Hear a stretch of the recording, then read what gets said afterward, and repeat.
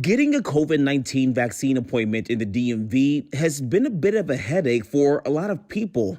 You've told us, we've done stories, and now the district is removing that hurdle and making vaccines appointment free.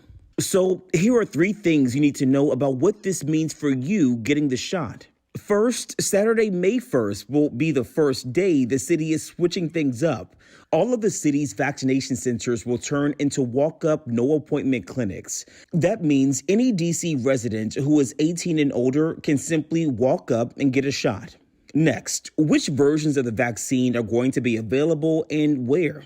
Well, the vaccine brand differs depending on what site you go to. On Saturday, the one-dose Johnson & Johnson vaccine will be offered at the Fort Stanton Rec Center in Southeast, the Langdon Park Community Center in Northeast, and the Turkey Thicket Rec, which is also in Northeast. After that, all of the clinics will be offering the 2-dose Moderna or Pfizer vaccines. After the initial shot, you'll get an appointment for your second dose. And lastly, these appointment-free walk-up sites are in addition to vaccines being offered at clinics, pharmacies, and doctor's offices. If you choose one of those options, many providers still require appointments.